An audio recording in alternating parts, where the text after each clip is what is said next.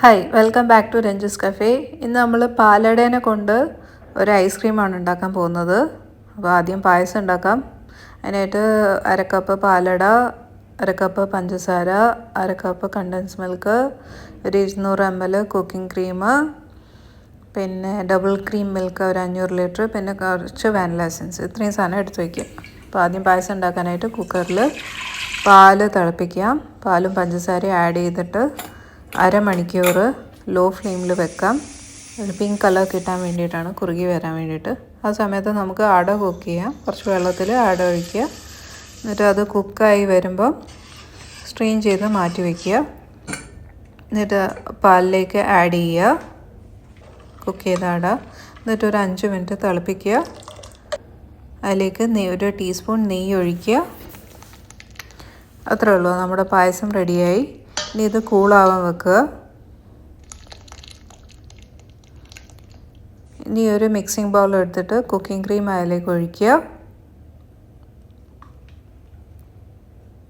അല്ലെങ്കിൽ whipping cream ആയാലും മതി, വിപ്പിംഗ് ക്രീം ആണ് ബെസ്റ്റ്. പിന്നെ കണ്ടൻസ് മിൽക്ക് ഒരു 100 ml അതിലേക്ക് ഒഴിക്കുക.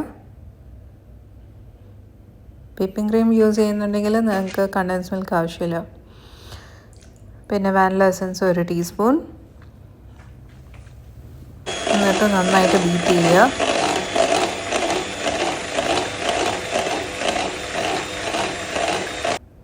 എന്നിട്ട് ഒരു കപ്പ് പാലട പായസം അതിലേക്ക് ഒഴിക്കുക.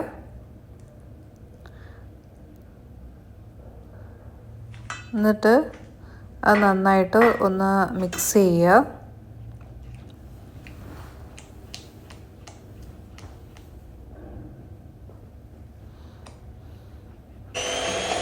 എന്നിട്ട് കുറച്ച് ബീറ്റ് ചെയ്ത് കൊടുക്കുക.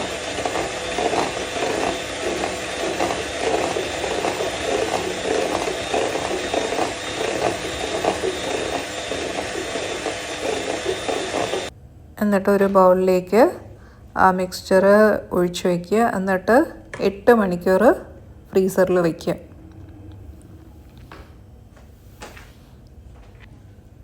അട ഒന്ന് ഈവനാക്കി കൊടുക്കണം. എന്നിട്ട് ഫ്രിഡ്ജിൽ 8 മണിക്കൂർ ഫ്രീസ് ചെയ്യുക. അപ്പോൾ നമ്മുടെ ഐസ്ക്രീം റെഡിയായി. എല്ലാവരും ഈ റെസിപ്പി ട്രൈ ചെയ്തൊക്കെ. വളരെ ഈസിയാണ്, വളരെ എളുപ്പമാണ്. അപ്പം thanks for watching. Please try this recipe. അപ്പം വീണ്ടും നല്ലൊരു റെസിപ്പി ആയിട്ട് ഞാൻ വരുന്നതായിരിക്കും. Thank you.